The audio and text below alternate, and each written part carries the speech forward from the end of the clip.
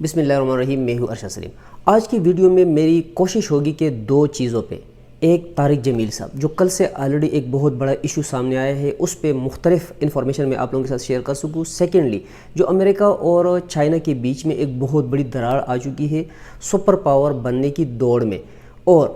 China اس stage پہ آ چکا ہے کہ اس نے امریکہ کو آنکھیں دکھانا شروع کر دی ہے۔ اس کے بارے میں بہت سی ایسی انفارمیشن ہے کہ میری خواہش ہوگی، میری کوشش ہوگی کہ آج کی ویڈیو میں وہ آپ لوگوں کے ساتھ میں شیئر کر سکوں۔ سب سے پہلے ریکویسٹ ہے کہ اگر اب تک آپ لوگوں نے ہمارے اس چینل کو سبسکرائب نہیں کیا تو اس کو ضرور سبسکرائب کریں، اور جو بیل آئیکن ہے اس کو ضرور پریس کریں تاکہ ہمارے آنے والی نئی ویڈیوز کا نوٹیفیکیشن آپ لوگوں تک بر وقت پہنچ سکے۔ اگر ہماری ویڈیو آپ لوگوں کو پسند آتی ہے تو اس کو لائک کرنا نہ بھولیے گا۔ سب سے پہلے بات کرتے ہیں طارق جمیل صاحب کی۔ طارق جمیل صاحب ایک بہت بڑے عالم دین، بہت بڑے مبلغ، بہت ہی عظیم اس کے کام ہے اسلام کے لیے، کیونکہ دنیا کے کونے کونے میں جا کے وہ اسلام کی تبلیغ کرتے ہیں۔ ہم لوگ گھروں میں بیٹھ کر، آفیسز میں بیٹھ کر، ٹی وی کی اسکرین پہ آ کر ہم نے آج تک اسلام کی کیا خدمت کی ہے؟ صرف اگر ہم لوگ کر رہے ہیں تو ریالٹی یہ ہے کہ ہم اپنے آپ کے لیے کر رہے ہیں، اپنے بچوں کے لیے کر رہے ہیں، اپنے جیب کے لیے ہم لوگ سارا دن محنت کرتے ہیں۔ لیکن طارق جمیل صاحب جیسے لوگ وہ دنیا کے کونے کونے میں جا کر اسلام کا نام پلانے کی کوشش کر رہے ہیں۔ ہم سے زیادہ وہ متقی بھی ہے، ہم سے زیادہ وہ پرہیزگار بھی ہے، ہم سے زیادہ نمازیں بھی وہ پڑھتے ہیں۔ ہم جو باقی عام مسلمان ہیں، اسپیشلی ہم میڈیا والوں کے، میڈیا میں 99% لوگ ایسے ہی ہوں گے جو کہ 5 وقت نماز بھی نہیں پڑھتے، ریالٹی یہ ہے۔ لیکن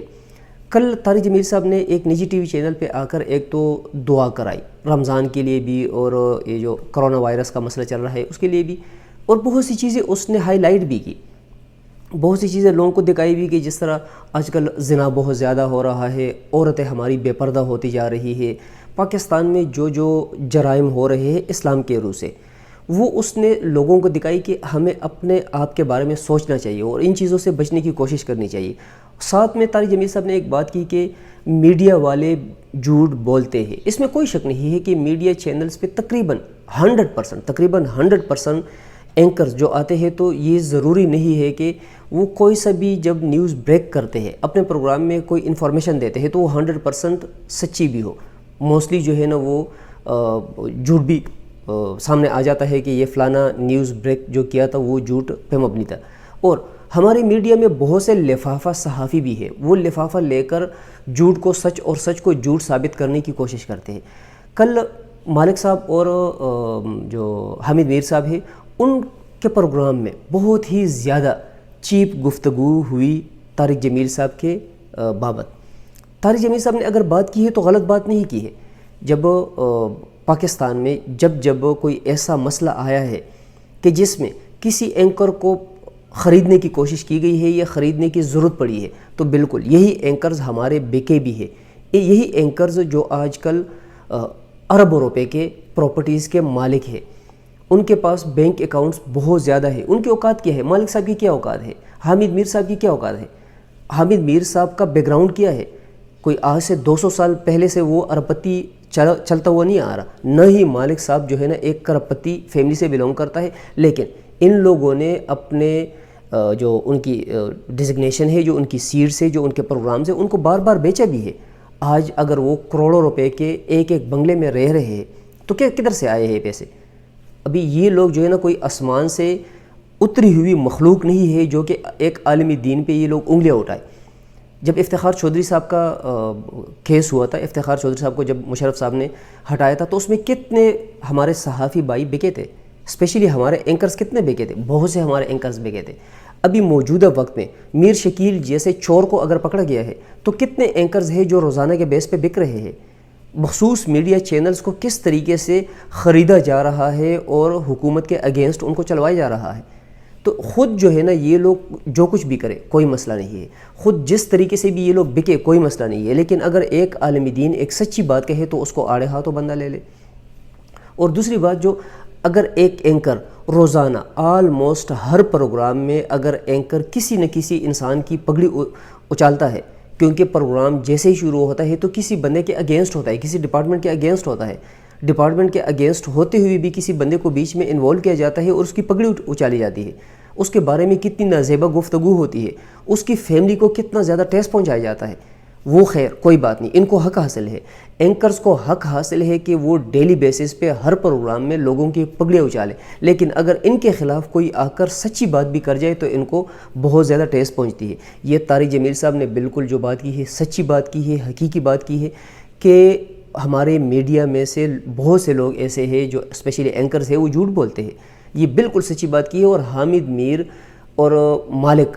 یہ اتنی بڑی چیزیں نہیں ہے، حقیقت یہ ہے، ریالٹی یہ ہے، اتنی بڑی چیزیں نہیں ہے، لیکن افسوس پاکستان کی حکومت پہ آتا ہے کہ ان لوگوں نے ان کی لگاموں کو ڈھیلا چھوڑا ہوا ہے۔ حالانکہ ان کے پیچھے اگر صحیح انویسٹیگیشن کی جائے، اگر پراپر طریقے سے انویسٹیگیشن کی جائے تو حامد میر اور مالک جیسے بہت سے اینکرز سامنے آئیں گے جن لوگوں نے 2 نمبر پیسہ کمایا ہے، جن کے پاس بلیک منی ہے،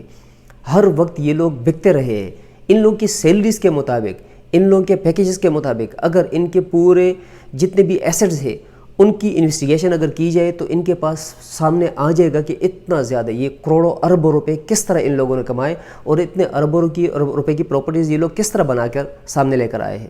لیکن افسوس ہے کہ کم از کم ان لوگوں کو تھوڑا سا احساس کرنا چاہیے کہ اپنے آپ کا گیٹ اپ، آپ کے کپڑے اسلام کے مطابق نہیں، آپ کی شکل اسلام کے مطابق نہیں، آپ کا اٹھنا بیٹھنا اسلام کے مطابق نہیں، لیکن ایک ایسا بندہ جس کا سب کچھ اسلام کے مطابق ہے، اسلام کے ایک ایک چیز کے مطابق وہ اپنی زندگی گزار رہا ہے، اور آپ جیسا ایک دنیا پرست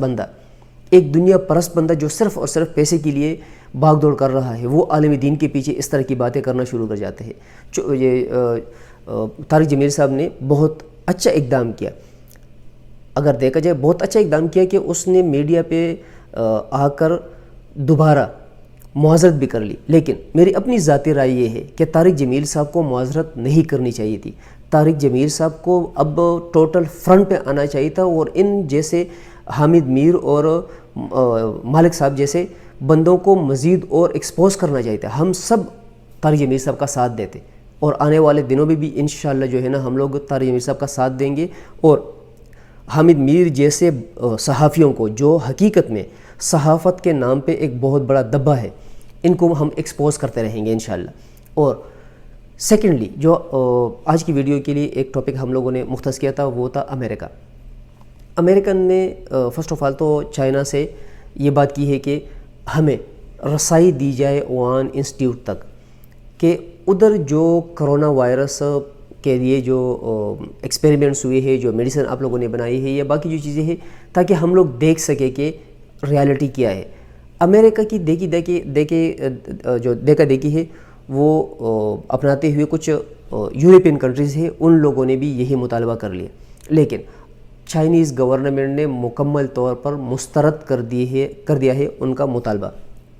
ریالٹی کیا ہے؟ ریالٹی یہ ہے کہ دسمبر کے اینڈ میں جب کرونا وائرس چائنا میں ابھر کے آیا تو جتنی شدت سے کرونا وائرس نے وار کیا تھا اس سے زیادہ شدت سے چائنا گورنمنٹ نے وار کیا اگینسٹ کرونا، اور مکمل طور پر اس پہ کنٹرول حاصل کر لیا۔ لیکن دنیا کا واحد سپر پاور جو اپنے آپ کو فرعونیت کی حد تک دنیا کا خدا سمجھنے لگا تھا، اور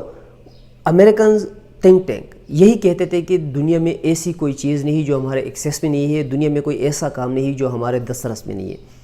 ان لوگوں کی سوچ یہ بن چکی تھی کہ دنیا میں کوئی بھی کام ہے ہمارے منشا کے خلاف ہو نہیں سکتا، لیکن اللہ کی ذات نے ایک معمولی وائرس سے امریکہ کی چیخیں نکلوا دی اور ان کا غرور تکبر خاک میں ملا دیا۔ اور جو امریکہ کے جو اتحادی ہے، یو کے اور فرانس جیسے کنٹریز، ان لوگوں نے بھی ہار مان لیا ہے اگینسٹ کرونا وائرس، اور ان سب ممالک میں 20,000 سے پر کنٹری جو ڈیتھ کیسز ہے وہ تجاوز کر چکے ہیں۔ اب امریکہ کو یہ چیز سامنے بالکل نظر آ رہی ہے کہ جو سپر پاور کا بیج ہے وہ ہمارے سینے سے اتر رہا ہے،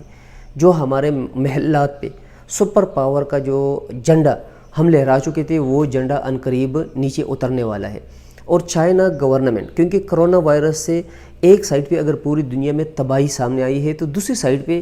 2 بہت بڑی اچیومنٹ بھی سامنے آئی ہے۔ ایک اچیومنٹ یہ کہ جو امریکہ ہے اس کا غرور تکبر خاک میں مل چکا ہے اور سپر پاور اب وہ نہیں رہا، اور عنقریب مزید وہ کمزور ہوتا جائے گا انشاءاللہ۔ دوسری سائڈ پہ چائنا دن بدن ترقی کرتا جا رہا ہے، امریکہ اور اس کے اتحادی دن بدن نیچے کی طرف جا رہے ہیں اور چائنا دن بدن اوپر کی طرف جا رہا ہے۔ اس ٹائم پہ چائنا اس پوزیشن پہ پہنچ چکا ہے کہ ان قریب پوری دنیا پہ یہ بات اشکارا ہو جائے گی، سامنے آ جائے گی کہ دنیا کا سپر پاور امریکہ نہیں رہا، بلکہ دنیا کا سپر پاور صرف اور صرف چائنا بن چکا ہے۔ اگر دیکھا جائے کہ کرونا وائرس نے پوری دنیا میں جس طریقے سے تباہی مچائی ہوئی ہے، تو پوری دنیا کو ایک سائڈ پہ رکھ کے جو تکبر والے ممالک تھے، جو اپنے آپ کو نعوذ باللہ خدا سمجھنے لگ گئے تھے، جو فرعونیت کی حد تک دنیا پہ مظالم ڈال رہے تھے، فرانس، انگلینڈ، امریکہ، تو ان ممالک کو کرونا وائرس نے دبوچ کے رکھا ہوا ہے۔ ان ممالک میں کرونا وائرس بہت تیزی سے پھیل چکا ہے اور بہت تیزی سے پھیلتا جا رہا ہے، اور مزید جو ہے نا پھیلنے کی سائڈ پہ ہی ہے۔ اور اسی چھوٹے سے وائرس نے ان تکبر والے ممالک کا ایک تو غرور تکبر خاک میں ملا دیا ہے، دوسری سائڈ پہ اکانومی کو زمین بوس کر دیا ہے۔ اور چائنا جس میں کرونا وائرس سامنے آیا تھا، پہلا کیس ادھر ہی آیا تھا، اس ملک کو اللہ نے مزید ترقی دے دی ہے۔ اور پاکستان کے لیے خوش آئند بات اس لحاظ سے ہے کہ چائنا کے تعلقات پاکستان کے ساتھ پہلے جیسے نہیں رہے، بلکہ مزید مستحکم ہو چکے ہیں۔ مزید جو ہے نا یہ دونوں ممالک آپس میں قریب آ چکے ہیں اور مزید قریب آتے جا رہے ہیں۔ ایون یہاں تک کہ کرونا وائرس کا جو ویکسین چائنا نے تیار کر لیا ہے، اور میکسیمم انشاءاللہ ودن 3 months وہ مارکیٹ میں بھی آ جائے گا۔ پاکستان کے ساتھ IMO جو ایگریمنٹ ہے وہ سائن ہو چکا ہے، اور اس ایگریمنٹ کے